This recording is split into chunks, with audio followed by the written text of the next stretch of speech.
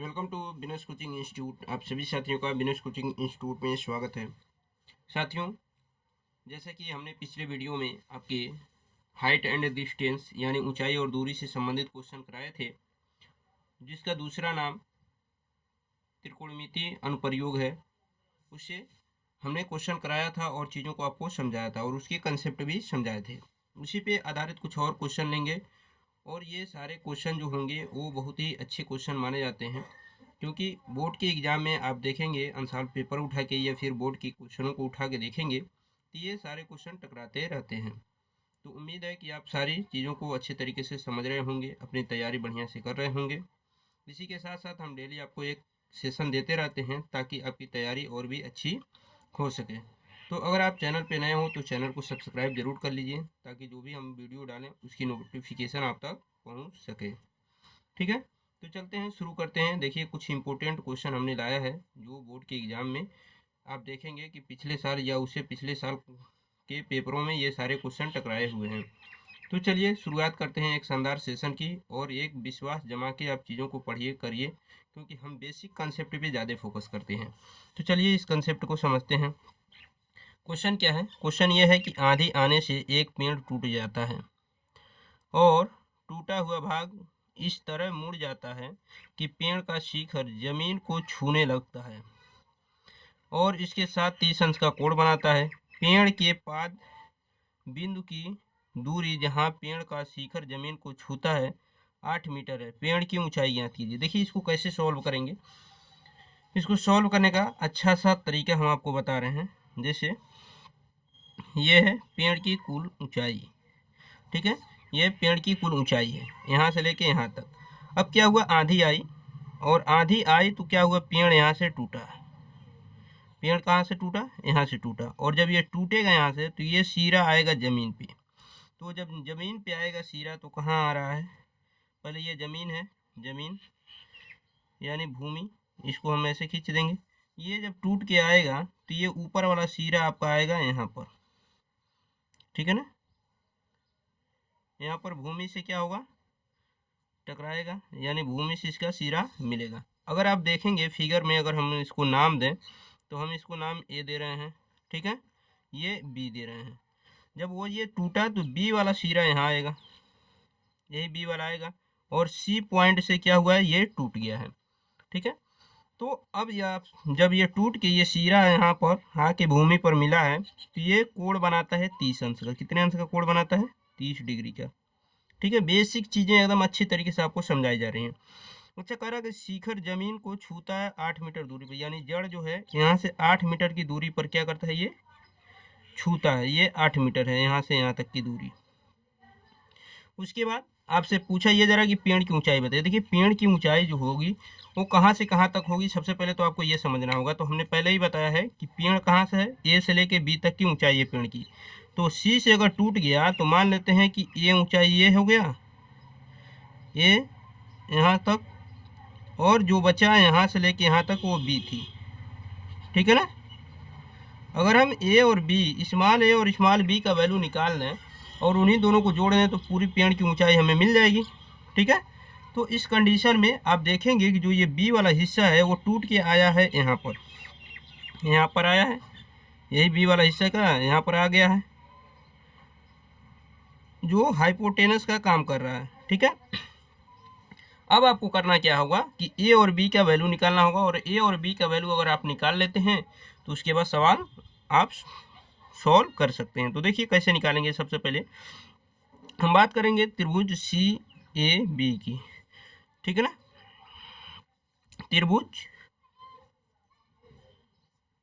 त्रिभुज सी A B, C A B में, त्रिभुज सी ए बी में अगर सी ए बी की अगर हम बात करें तो ये होगा परपेंडिकुलर और ये होगा बेस। तो अगर हम परपेंडिकुलर अपन बेस करें यानी ए अपान 8, यानी perpendicular upon base, perpendicular upon base आप जानते हैं बनता है आपका tan थीटा, और थीटा का वैल्यू दिया गया है 30 degree. Perpendicular upon base tan 30 degree हो जाएगा। अब देखिए यहाँ से ए अपान 8, इक्वल टू टेन 30 डिग्री का वैल्यू होता क्या है, टेन 30 डिग्री का वैल्यू होता है 1/√3। टेन 30 डिग्री का वैल्यू कितना होता है, 1/√3। अब 8 का आप इधर मल्टीप्लाई करेंगे तो आपको ए का वैल्यू क्या मिलेगा, 8/√3। ये 8/√3 आपको ए का वैल्यू मिला। आप क्या कीजिए, इसको इक्वेशन 1 मान सकते हैं। अब फिर इसी त्रिभुज में हम इसी त्रिभुज की अगर बात करें तो ये है हाइपोटेनस और ये है बेस। अगर हाइपोटेनस अपन बेस अगर हम लिखें, हाइपोटेनस जो बी है और बेस क्या है 8 है, यानी दूसरी शब्दों में हम कहें कि कर्ण बटे आधार, कर्ण बटे आधार अगर बात करें हम तो ये बनता है आपका, कर्ण बटे आधार आपका बनता है सेक थीटा, तो सेक 30 डिग्री, ठीक है ना। कर्ण बटे आधार करेंगे तो सेक थीटा बनेगा और आधार बटे कर्ण करते हैं तो कॉस थीटा बनता है। तो देखिए यहाँ पर b/8, अब सेक 30 डिग्री, अब सेक 30 डिग्री, तो सेक 30 अंश का अगर बात करें तो 2/√3 यानी 2/3 होता है, ठीक है। यहाँ से अगर हम इसको सॉल्व करेंगे तो b का अगर वैल्यू निकालें तो इस 8 का 2 में मल्टीप्लाई होगा, 8 2 जा 60/√3, ठीक है ना। यहाँ से 60/√3 आपको मिल जाएगा। अब देखिए इसको आप इक्वेशन 2 कर सकते हैं, ठीक। ये इक्वेशन 1 है, ये इक्वेशन 2 है। अब 1 और 2 को आप जोड़ देंगे तो आपको मिल जाएगी पूरे पेड़ की लंबाई या पूरे पेड़ की ऊंचाई। तो पेड़ की ऊंचाई, पेड़ की ऊंचाई, पेड़ की ऊंचाई है क्या, पेड़ की ऊंचाई जो है ए और बी इन दोनों को जोड़ दिया जाए तो पूरे पेड़ की ऊंचाई मिल जाएगी, यानी ए प्लस बी। और ए प्लस बी का मतलब क्या हुआ, ए का वैल्यू दिया गया है 8/√3 और बी का वैल्यू दिया गया है 60/√3, ठीक है। देखिए दोनों का डिनोमिनेटर इक्वल है तो इस कंडीशन में आप नोमिनेटर को जोड़ सकते हैं, तो ये √3 हो जाएगा और ये इन दोनों को जोड़ेंगे तो 24 हो जाएगा, ठीक है ना, 24/√3। लेकिन आप क्या कीजिए, यहीं पे रेशनलाइज कर दीजिए, यानी परमेकरण कर दीजिए। परमेकरण करने के लिए आपको क्या करना होगा, √3 का ऊपर नीचे मल्टीप्लाई कर देंगे। देखिए परमेकरण करते क्यों, परमेकरण इसलिए करते हैं कि नीचे के जो वैल्यू है अंडर रूट वाले जो वैल्यू हैं वो अंडर रूट नीचे से हट जाएं, क्योंकि नीचे जब अंडर रूट में रहेंगे तो उनको सॉल्व करने में थोड़ा दिक्कत होगा। तो इसलिए हम क्या करते हैं, परमेकरण कर देते हैं, रेशनलाइज कर देते हैं। अब देखिए इसको जब सॉल्व करेंगे तो यहाँ से आपको क्या मिलेंगे, ये मिल जाएंगे आपको 24/√3 हो जाएंगे और √3 का √3 में मल्टीप्लाई करेंगे तो 3 मिलेंगे। तो 3 से जब इसको कैंसिल करेंगे तो 3 8 जा क्या हो जाएगा 24, यानी आपको क्या वैल्यू मिला 8/√3 मीटर। तो जो पेड़ की ऊंचाई होगी वो होगी 8/√3 मीटर और यही आपका क्या हो जाएगा, आंसर हो जाएगा। अगर आप एग्जैक्ट वैल्यू निकालना चाहते हैं तो आप क्या कर सकते हैं, √3 का वैल्यू रख सकते हैं 1.7321 होता है 3 डिजिट तक, लेकिन आप क्या कीजिए 2 ही डिजिट तक मल्टीप्लाई कर दीजिए। 8 3 जा क्या होगा 24, 8 7 जा 56 और 56 में 2 ऐड करोगे 58, 5 कैरी 8 1 जा 8 और 5 30, यानी 30.84 मीटर ये क्या हो जाएंगे आपके पेड़ की कुल ऊंचाई हो जाएगी।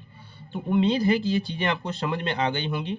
देखिए कंसेप्ट सीखना बहुत ज़रूरी होता है, जो बच्चे कंसेप्ट को पकड़ते हैं वो एग्जाम में हर क्वेश्चनों को सॉल्व कर लेते हैं, और जो बच्चे कंसेप्ट को नहीं पकड़ते हैं केवल क्वेश्चन करते हैं तो उनके लिए क्या होती है कि एग्जाम में बहुत सारे क्वेश्चन फंस जाते हैं, उनसे लगते नहीं हैं। तो उम्मीद है कि आप हमारी इस बात पे ध्यान देते होंगे और कंसेप्ट को अच्छी तरीके से पकड़ने की कोशिश कीजिए, क्योंकि कंसेप्ट अगर आपका क्लियर है तो क्वेश्चन चाहे किसी भी प्रकार का हो आप उसे सॉल्व कर सकते हैं। चलते हैं एक क्वेश्चन और समझते हैं पहले।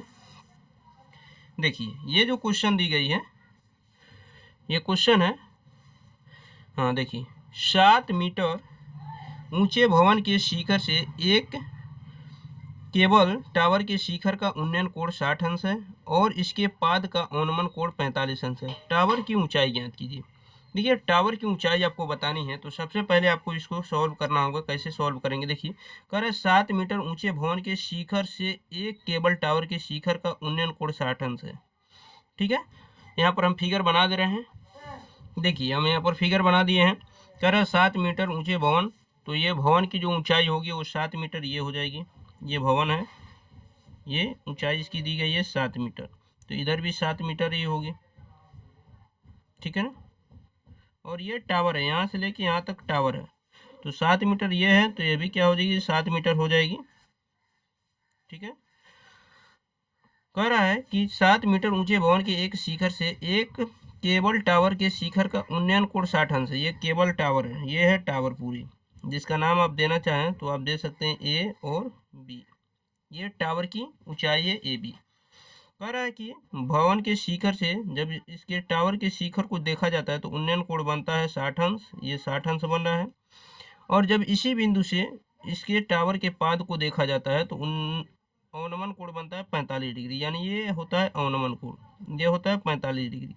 तो हमने बताया अवनमन कोण और उन्नयन कोण बराबर होते हैं, तो ये 45 डिग्री है, तो आप इसको भी 45 डिग्री बना सकते हैं। ठीक है ना। अब कह रहा है कि टावर की ऊंचाई बताइए। देखिए टावर पूरी हमने बताया ए और बी जो होती है, यहाँ से लेके यहाँ तक यही टावर की ऊंचाई है। आप इसको क्या कर सकते हैं, ए बी, इसको सी और यहाँ डी, और इस पॉइंट को ई कर सकते हैं। देखिए टावर की ऊंचाई बताने के लिए आपको करना क्या होगा, यहाँ से तो यहाँ तक की ऊंचाई आप जान रहे हैं, लेकिन ये ऊंचाई अगर मिल जाए तो पूरे टावर की ऊंचाई आप बता सकते हैं उसमें 7 जोड़ के। तो ये ऊंचाई हम एच मान लेते हैं।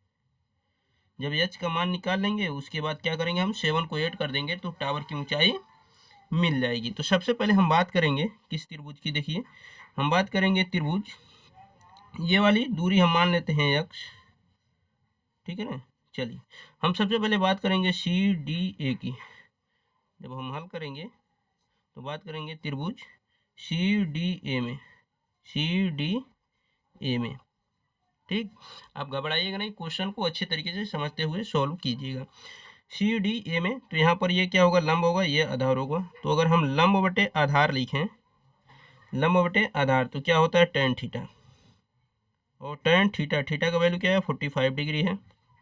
यहाँ से h अपान x अगर करें तो tan 45 डिग्री का वैल्यू होता है 1। तो यहाँ से x का 1 में मल्टीप्लाई करेंगे तो x इक्वल टू 7 मिल जाएगा। ठीक है ना। जब x का वैल्यू 7 मिल गया उसके बाद हम बात करेंगे त्रिभुज बी ई सी में, त्रिभुज बी ई सी में, बी ई सी में ये है लंब, लंब क्या है h है, लंब बटे आधार, आधार क्या है यहाँ से यहाँ तक की जो दूरी है वो x मानी गई है, लंब बटे आधार इक्वल टू क्या होगा tan theta, tan 60 degree. H की वैल्यू आपको बतानी है और x की वैल्यू आप यहाँ निकालें, क्या है 7 है। ठीक, इक्वल टू tan 60 डिग्री का वैल्यू होता है √3। ठीक है, tan 60 डिग्री का वैल्यू क्या होता है √3। तो यहाँ से h का अगर वैल्यू आप निकालें तो 7 का इसमें मल्टीप्लाई करना होगा, 7 √3। ये आपको क्या मिलेगा, h का वैल्यू यहाँ से लेके यहाँ तक। तो टावर की जो ऊंचाई है a से लेके b तक है, तो टावर की कुल ऊंचाई हमसे पूछी गई है। तो टावर की ऊंचाई क्या होगी, टावर की ऊंचाई, ऊंचाई टावर की ऊंचाई जो होगी वो क्या होगी, देखिए यहाँ से यहाँ तक 7 पता चल रहा है आपको, और यहाँ से यहाँ तक h है, तो इन दोनों को जोड़ देंगे तो आपको क्या मिलेगा 7 प्लस h, और 7 प्लस h का वैल्यू क्या है 7 √3। यहाँ से जब सॉल्व करेंगे तो 7 हो जाएगा कॉमन, तो यहाँ से क्या बचेगा 1 प्लस √3।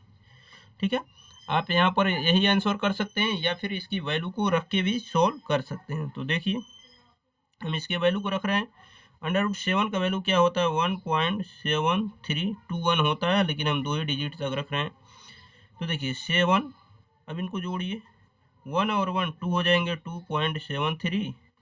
अब आप इसका मल्टीप्लाई कर दीजिए, 7 3 जा 21, 7 7 जा 49, और 49 में 2 ऐड करेंगे क्या होगा 51, 5 कैरी, 7 2 जा 40 और 5 90। यहाँ पर देखिए 2 डिजिट पर डेसिमल है, 2 डिजिट पर डेसिमल लगाएंगे, यहाँ मीटर लिख देंगे। यानी जो टावर की टोटल ऊंचाई होगी वो होगी 19.11 मीटर। तो उम्मीद है कि ये चीज़ें, ये कंसेप्ट आपको समझ में आ गए होंगे। देखिए सबसे ज़रूरी चीज़ होती है कंसेप्ट को समझना। अगर आप कंसेप्ट नहीं समझते हैं तो क्वेश्चनों को सॉल्व नहीं कर सकते हैं। ठीक है, तो मिलते हैं नेक्स्ट वीडियो में, तब तक के लिए अपना ख्याल रखिए। इसी तरह हम 2-2 3-3 क्वेश्चन करके छोटे छोटे वीडियो में आपको क्वेश्चन और उसके तरीक़ों को प्रोवाइड कर रहे हैं, ताकि आपको क्वेश्चन और उसके वीडियो को समझने और देखने में किसी भी प्रकार की दिक्कतें ना हो। तो मिलते हैं नेक्स्ट वीडियो में, तब तक के लिए अपना ख्याल रखिए। अगर चैनल पे नए हो तो चैनल को सब्सक्राइब कर लीजिए। धन्यवाद।